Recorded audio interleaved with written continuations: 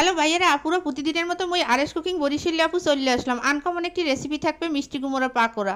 দুপুরে গরম ভাতে বা বিকেলের নাস্তা মিষ্টি কুমড়ার এই পাকোড়াটা কিন্তু ভীষণ টেস্ট হয়। তো মই কিভাবে বানাচ্ছি দেখতে থাকুন। একদম পাকা টসটসে বাসন্তী হলুদ কালারের মিষ্টি কুমড়াটা নিয়ে নিলাম। মিষ্টি কুমড়াটা স্কিন ফেলে ভালোভাবে মই কিন্তু কুচি করে নিব। দেখতে পাচ্ছেন একদম কুচি করে নিচ্ছি, অনেক চিকন করে।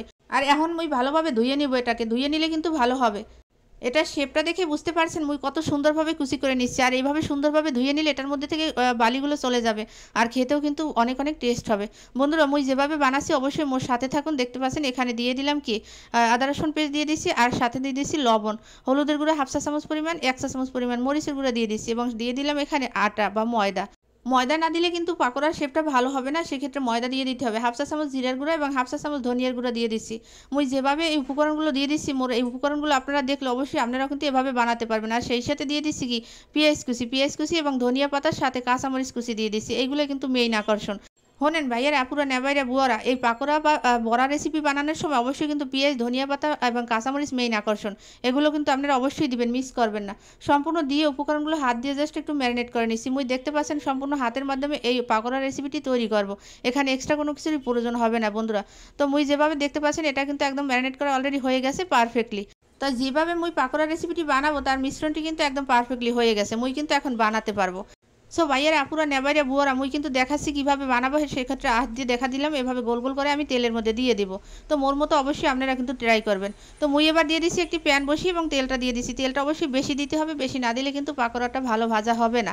তো তেলটা গরম হওয়ার পরে আমি দিয়ে দিলাম হাত দিয়ে এই পাকোড়াগুলো। হাত দিয়ে কিন্তু আমি আগেই দেখে দিচ্ছি কীভাবে দিব। প্রত্যেকটার সাইজ যেন একরকমের হয়, সেটা কিন্তু দেখতে অনেকটা ভালো হবে এবং খেতেও ভালো লাগবে।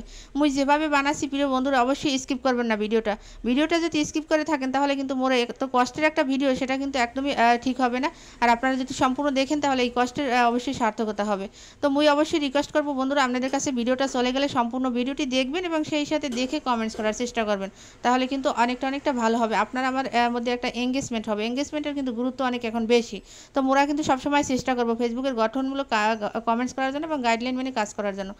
তাই মুই কিন্তু কথা বলতে বলতে মোর পাকোড়াটা ভাজাও হয়ে গেছে এবং মুই কিন্তু কিছু বিশেষ কথাও বললাম। অবশ্যই কথাগুলো ভালো লাগলে আপনারা কিন্তু কথাগুলো নিয়েন। তো বন্ধুরা, মুই কিন্তু দেখতে পাচ্ছেন এটা কিন্তু পারফেক্টলি ভেজে নিচ্ছি। এটা এমনভাবে ভাজতে হবে যাতে করে মধ্যে যেন কোনো রকমের কাঁচা না থেকে যায়। যতটা পারফেক্টলি ভাজবেন ততটাই খেতে ভালো লাগবে এবং আপনার ফ্যামিলি মেম্বার সহ খেলে কিন্তু অনেকটা প্রশংসাও করবে। তো মোর ভাজা হয়ে গেছে অলরেডি, এখন নামিয়ে নিচ্ছি। পরিবেশনের পালা। দেখতে পাচ্ছেন মুই কত সুন্দর একদম পারফেক্টলি ভেজে নিচ্ছি। একদম কড়া ভাজা হয়ে গেছে এবং খেতে ভালো লাগবে। আর সেই সাথে নিয়ে নিয়েছি কি সস তো নিতেই হবে। সস নিলে কিন্তু বেশি ভালো লাগবে। আর গরম ভাতের সাথে খেলে সেক্ষেত্রে তো বাদ দিয়েই খাবেন বন্ধুরা।